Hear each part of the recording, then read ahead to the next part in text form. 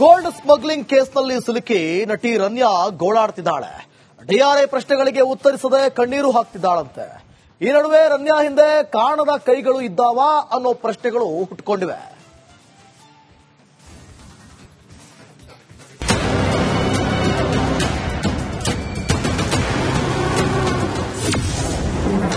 Ranya gold smuggling ಕೇಸ್ನ big update.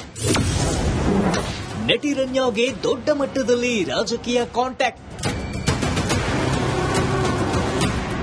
Gold smuggling ಕೇಸ್ನಲ್ಲಿ ಸಿಕ್ಕಿಬಿದ್ದಿರುವ Sandalwood ನಟಿ ರನ್ಯಾ ರಾವ್ಗೆ ಸಂಕಷ್ಟಗಳ ಸರಮಾಲೆಯೇ ಎದುರಾಗಿದೆ. ಈ ಗೋಲ್ಡ್ ಕೇಸ್ ದಿನಕ್ಕೊಂದು ತಿರುವು ಪಡೆದುಕೊಳ್ತಿದ್ದು ಬಗೆದಷ್ಟು ರಹಸ್ಯಗಳು ಹೊರಬರ್ತಿದೆ. ಈ ರನ್ಯಾ ಕೇಸ್ಗೆ ಸಂಬಂಧಿಸಿದಂತೆ ಡಿಆರ್ಐ ಜೊತೆ ಸಿಬಿಐ ಅಧಿಕಾರಿಗಳು ಕೂಡ ವಿಚಾರಣೆ ನಡೆಸುತ್ತಿದ್ದಾರೆ. ಇದೀಗ ರನ್ಯಾಗೆ ಸಂಬಂಧಿಸಿದ ಸ್ಫೋಟಕ ಮಾಹಿತಿ ರಿವೀಲ್ ಆಗಿದೆ. ರನ್ಯಾ ರಾವ್ ನಿರ್ದೇಶಕಿ ಆಗಿರುವ ಕಂಪನಿಗೆ ಸರ್ಕಾರದಿಂದ 12 ಕೋಟಿ ಜಮೀನು ಮಂಜೂರಾಗಿದೆ ಎನ್ನುವ ವಿಚಾರ ಹೊರಬಿದ್ದಿದೆ.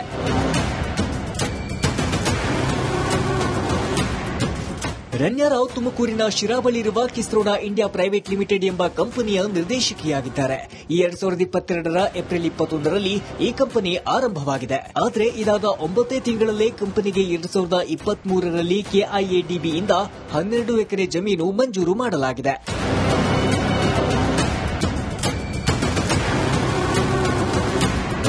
ಈ ಮೂಲಕ ದೊಡ್ಡ ಮಟ್ಟದಲ್ಲಿ ನಟಿ ರನ್ಯಾ ರಾವ್ ರಾಜಕೀಯ ಕಾಂಟ್ಯಾಕ್ಟ್ ಹೊಂದಿರುವುದು ಖಾತ್ರಿಯಾಗಿದೆ. ಈ ಪ್ರಕರಣದಲ್ಲಿ ಖ್ಯಾತ ರಾಜಕಾರಣಿಯೊಬ್ಬರು ಕೂಡ ಭಾಗಿಯಾಗಿದ್ದಾರೆ ಎನ್ನಲಾಗ್ತಿದೆ. ರಾಜಕಾರಣಿಗಾಗಿಯೇ ನಟಿ ಚಿನ್ನ ಖರೀದಿಸಿ ತಂದಿದ್ರ ಎನ್ನುವ ಪ್ರಶ್ನೆ ಕೂಡ ಮೂಡಿದೆ. 3 ಕಂಪನಿಗಳ ನಿರ್ದೇಶಕಿ ಈ ರನ್ಯಾ ರಾವ್. ಚಿನ್ನದ ರಾಣಿ ರನ್ಯಾ ರಾವ್ ಒಂದಲ್ಲ ಎರಡಲ್ಲ ಬರೋಬ್ಬರಿ 3 ಕಂಪನಿಗಳ ನಿರ್ದೇಶಕಿಯಾಗಿದ್ದಾಳೆ ಅನ್ನೋ ಮತ್ತೊಂದು ಶಾಕಿಂಗ್ ಸುದ್ದಿ ಹೊರಬಿದ್ದಿದೆ.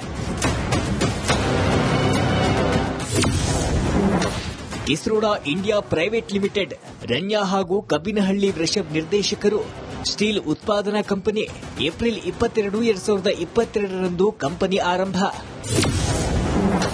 ಐರಸ್ ಗ್ರೀನ್ ಪ್ರೈವೇಟ್ ಲಿಮಿಟೆಡ್ 4 ನಿರ್ದೇಶಕರಲ್ಲಿ ರನ್ಯಾ ಒಬ್ಬರು. ಕೃಷಿಗೆ ಸಂಬಂಧಪಟ್ಟ ಕಂಪನಿ. 12 ಮೇ 2025ಕ್ಕೆ ಆರಂಭ. Ranya Rao photography private limited. Ranya ಹಾಗೂ ಪುಟ್ಟಸ್ವಾಮಿ ರೋಹಿಣಿ ನಿರ್ದೇಶಕರು. Photography service company. 28 ಜುಲೈ 2020ರಲ್ಲಿ ಆರಂಭ. ನೋಡಿದ್ರಲ್ಲ, ಈ ಎಲ್ಲ ಕಂಪನಿಗಳಲ್ಲಿ ರನ್ಯಾ ಹಣ ಹೂಡಿದ್ದು ಹೇಗೆ, ಇದಕ್ಕೆ ಹಣ ಎಲ್ಲಿಂದ ಬಂತು ಅನ್ನೋ ಬಗ್ಗೆ ತನಿಖೆ ನಡೆಯುತ್ತಿದೆ. ಇದರ ಜೊತೆಗೆ ಸರ್ಕಾರದಿಂದ ರನ್ಯಾ ನಿರ್ದೇಶಕಿ ಆಗಿರುವ ಕಂಪನಿಗೆ 12 ಎಕರೆ ಜಮೀನು ಮಂಜೂರಾಗಿದ್ದು ಹೇಗೆ, ಇದರ ಹಿಂದೆ ಇರುವ ರಾಜಕಾರಣಿ ಯಾರು ಎನ್ನುವ ಬಗ್ಗೆ ತನಿಖೆ ನಡೆಯುವ ಸಾಧ್ಯತೆ ಇದೆ.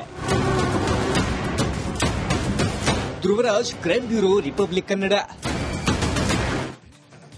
ಇದ್ರ ಬಗ್ಗೆ ಮತ್ತಷ್ಟು ಮಾಹಿತಿಯನ್ನು ಕೊಡ್ತಾರೆ ನಮ್ಮ ಪ್ರತಿನಿಧಿ ಮಾದೇಶ್ ಲೈವ್ನಲ್ಲಿ ಜಾಯ್ನ್ ಆಗ್ತಿದ್ದಾರೆ. ಮಾದೇಶ್, ಪ್ರಶ್ನೆಗಳನ್ನ ಕೇಳಿದ್ರೆ ಅಧಿಕಾರಿಗಳು ಕಣ್ಣೀರು ಹಾಕೋದು ಯಾಕೆ ಅಂತ? ಹೊಸ ನಾಟಕನ ಅಥವಾ ದೊಡ್ಡ ದೊಡ್ಡ ಕೈಗಳು ಮುಂದೆ ಬರ್ತವೆ ಗೊತ್ತಾಗುತ್ತೆ ಅಂತ ಹೇಳಿ ಭಯನ? ಮತ್ತಷ್ಟು ಮಾಹಿತಿ ಕೊಡೋದಾದ್ರೆ ತನಿಖೆ ಯಾವ ರೀತಿ ಸಾಗ್ತಾ ಇದೆ ಅಂತೇಳಿ. ಖಂಡಿತ ದಿವಿತ್, ಗೋಲ್ಡ್ ಸ್ಮಗ್ಲಿಂಗ್ ಕೇಸ್ನಲ್ಲಿ ಈಗಾಗಲೇ ರನ್ಯಾಳನ್ನ ಕಸ್ಟಡಿಗೆ ಪಡೆದಿರುವಂತಹ ಡಿಆರ್ಐ ಅಧಿಕಾರಿಗಳು ತೀವ್ರ ತನಿಖೆ ಮಾಡುವಂತ ಕೆಲಸನ ಮಾಡ್ತಿದ್ದಾರೆ. 3 ದಿನಗಳ ಕಾಲ ಆಕೆಯನ್ನ ಕಸ್ಟಡಿಗೆ ಪಡೆದು ನಿನ್ನೆಯಿಂದಲೂ ಕೂಡ ತೀವ್ರ ವಿಚಾರಣೆ ಮಾಡುವಂತ ಕೆಲಸವನ್ನು ಮಾಡ್ತಿದ್ದಾರೆ. ಇವೆಲ್ಲ ಎಷ್ಟೇ ಪ್ರಶ್ನೆ ಹಾಕಿದ್ರು ಕೂಡ ನನ್ ತಪ್ಪಾಗಿದೆ, ಈ ರೀತಿ ಆಗುತ್ತೆ ಅಂತ ಗೊತ್ತಿರಲಿಲ್ಲ, ಇದು ಬಿಟ್ಟು ನನಗೇನು ಗೊತ್ತಿಲ್ಲ ಅನ್ನುವಂತ ಹೇಳಿಕೆಯನ್ನ ಕೊಡೋದನ್ನ ಬಿಟ್ಟು ಕಣ್ಣೀರಾಗ್ತಿದ್ದಾರೆ. ಈ ರೀತಿಯನ್ನ ಹೇಳಿಕೆಯನ್ನ ಕೊಡ್ತಿದ್ದಾರೆ. ಆದ್ರೆ ಡಿಆರ್ಎ ಅಧಿಕಾರಿಗಳಿಗೆ ಏನು ಬೇಕು ವಿಚಾರ, ಈ ಒಂದು ಗೋಲ್ಡ್ ಎಲ್ಲಿಂದ ತಂತು, ಇದರ ಹಿಂದೆ ಯಾರಿದ್ದಾರೆ, ಎಲ್ಲಿಂದ ಆ ಗೋಲ್ಡ್ ಸರಬರಾಜಾಗಿತ್ತು, ಜೊತೆಗೆ ಆ ಗೋಲ್ಡ್ ಎಲ್ಲೂ ಹೋಗ್ತಿತ್ತು, ಜೊತೆಗೆ ಈ ಒಂದು ಸಿಂಡಿಕೇಟ್ ನಲ್ಲಿ, ಯಾಕಂದ್ರೆ ಈ ಒಂದು ಪ್ರಕರಣವನ್ನ ಸೂಕ್ಷ್ಮವಾಗಿ ಗಮನಿಸಿದಂತ ಸಂದರ್ಭದಲ್ಲಿ ಈಕೆ ನಟಿ ಒಬ್ಬಾಕೆ ಈ ಒಂದು ಪ್ರಕರಣದಲ್ಲಿ ಭಾಗಿಯಾಗಿಲ್ಲ ಅನ್ನೋಂಥದ್ದು ಮೇಲ್ನೋಟಕ್ಕೆ ಈಗಾಗಲೇ ಗೊತ್ತಾಗಿದೆ. ಜೊತೆಗೆ ಕಸ್ಟಮ್ಸ್ ಅಧಿಕಾರಿಗಳು ಕೂಡ ಇದರಲ್ಲಿ ಭಾಗಿಯಾಗಿದ್ದಾರೆ ಅನ್ನೋಂಥದ್ದು ಸ್ಟ್ರಾಂಗ್ ಆಗಿ ಒಂದಷ್ಟು ಸಸ್ಪೆಕ್ಟ್ ಅನ್ನ ಮಾಡುವಂತ ಕೆಲಸವನ್ನ ಡಿಆರ್ಐ ಅಧಿಕಾರಿಗಳು ಮಾಡಿದ್ದಾರೆ. ಹೀಗಾಗಿ ಅವರ ಜೊತೆ ಒಂದಷ್ಟು ಕಾಂಟ್ಯಾಕ್ಟ್ ಯಾರೆಲ್ಲ ಇದ್ದಾರೆ, ಈಗಾಗಲೇ ಆಕೆಯ ವಾಟ್ಸ್ಆಪ್ ಆಗಿರಬಹುದು ಮತ್ತೆ ಲ್ಯಾಪ್ಟಾಪ್ ನಲ್ಲಿ ಪರಿಶೀಲನೆ ಮಾಡಿದಂತ ಸಂದರ್ಭದಲ್ಲಿ ಸಾಕಷ್ಟು ವಿಚಾರಗಳು ಗೊತ್ತಾಗಿದೆ.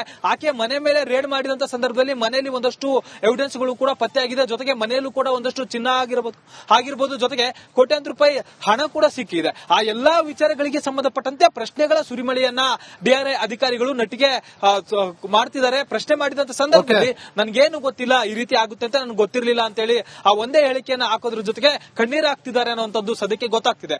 ಸದ್ಯಕ್ಕೆ ನಾಳೆ ಒಂದು ದಿನ ಕೂಡ ಕಸ್ಟಡಿಗೆ ಆಕೆ ಇದ್ದಾಳೆ. ನಾಳೆ ಕೂಡ ಆಕೆಯ ವಿಚಾರಣೆ ಮುಂದುವರೆಯಲಿದೆ. ದಿವಿತ್, ಥ್ಯಾಂಕ್ ಯು ಮಾದೇಶ್, ನಿಮ್ಮೆಲ್ಲ ಮಾಹಿತಿ. ಗೋಲ್ಡ್ ಸ್ಮಗ್ಲಿಂಗ್ ಕೇಸ್ನಲ್ಲಿ ಸಿಲುಕಿ ನಟಿ ರನ್ಯಾ ಗೋಳಾಡ್ತಿದ್ದಾಳೆ. ಡಿಆರ್ಐ ಪ್ರಶ್ನೆಗಳಿಗೆ ಉತ್ತರಿಸದೆ ಕಣ್ಣೀರು ಹಾಕ್ತಿದ್ದಾಳಂತೆ. ಈ ನಡುವೆ ರನ್ಯಾ ಹಿಂದೆ ಕಾಣದ ಕೈಗಳು ಇದ್ದಾವ ಅನ್ನೋ ಪ್ರಶ್ನೆಗಳು ಹುಟ್ಟುಕೊಂಡಿವೆ.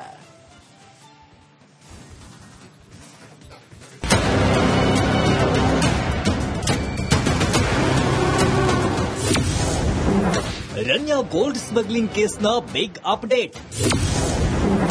ನಟಿ ರನ್ಯಾಗೆ ದೊಡ್ಡ ಮಟ್ಟದಲ್ಲಿ ರಾಜಕೀಯ ಕಾಂಟ್ಯಾಕ್ಟ್.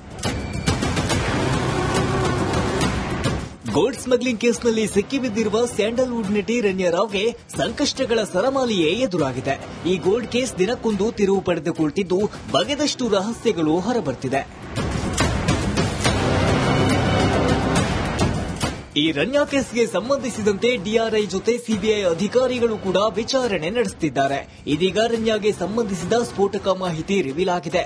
ರನ್ಯಾ ರಾವ್ ನಿರ್ದೇಶಕಿ ಆಗಿರುವ ಕಂಪನಿಗೆ ಸರ್ಕಾರದಿಂದ 12 ಕೋಟಿ ಜಮೀನು ಮಂಜೂರಾಗಿದೆ ಎನ್ನುವ ವಿಚಾರ ಹೊರಬಿದ್ದಿದೆ.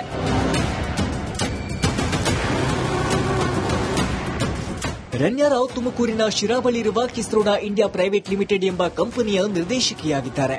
2022ರ ಏಪ್ರಿಲ್ 21ರಲ್ಲಿ ಈ ಕಂಪನಿ ಆರಂಭವಾಗಿದೆ. ಆದರೆ ಇದಾದ 9 ತಿಂಗಳಲ್ಲೇ ಕಂಪನಿಗೆ 2023ರಲ್ಲಿ ಕೆಐಎಡಿಬಿಯಿಂದ 12 ಎಕರೆ ಜಮೀನು ಮಂಜೂರು ಮಾಡಲಾಗಿದೆ.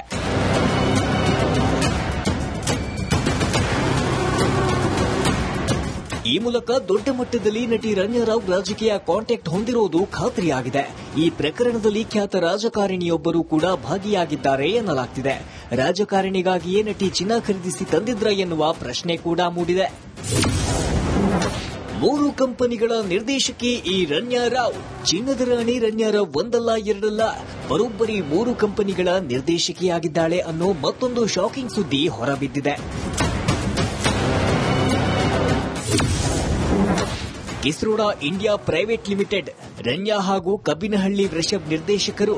ಸ್ಟೀಲ್ ಉತ್ಪಾದನಾ ಕಂಪನಿ. ಏಪ್ರಿಲ್ 22, 2022ರಂದು ಕಂಪನಿ ಆರಂಭ.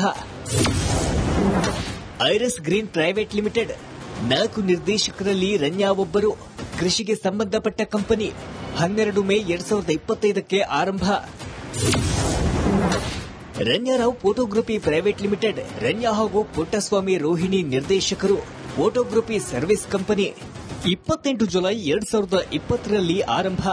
ನೋಡಿದ್ರಲ್ಲ, ಈ ಎಲ್ಲ ಕಂಪನಿಗಳಲ್ಲಿ ರನ್ಯಾ ಹಣ ಹೂಡಿದ್ದು ಹೇಗೆ, ಇದಕ್ಕೆ ಹಣ ಎಲ್ಲಿಂದ ಬಂತು ಅನ್ನೋ ಬಗ್ಗೆ ತನಿಖೆ ನಡೆಯುತ್ತಿದೆ. ಇದರ ಜೊತೆಗೆ ಸರ್ಕಾರದಿಂದ ರನ್ಯಾ ನಿರ್ದೇಶಕಿ ಆಗಿರುವ ಕಂಪನಿಗೆ 12 ಎಕರೆ ಜಮೀನು ಮಂಜೂರಾಗಿದ್ದು ಹೇಗೆ, ಇದರ ಹಿಂದೆ ಇರುವ ರಾಜಕಾರಣಿ ಯಾರು ಎನ್ನುವ ಬಗ್ಗೆ ತನಿಖೆ ನಡೆಯುವ ಸಾಧ್ಯತೆ ಇದೆ. Dhruvaraj, crime bureau, republic Kannada. ಇದೇ ಬಗ್ಗೆ ಮತ್ತಷ್ಟು ಮಾಹಿತಿಯನ್ನು ಕೊಡ್ತಾರೆ ನಮ್ಮ ಪ್ರತಿನಿಧಿ ಮಾದೇಶ್ ಲೈವ್ನಲ್ಲಿ.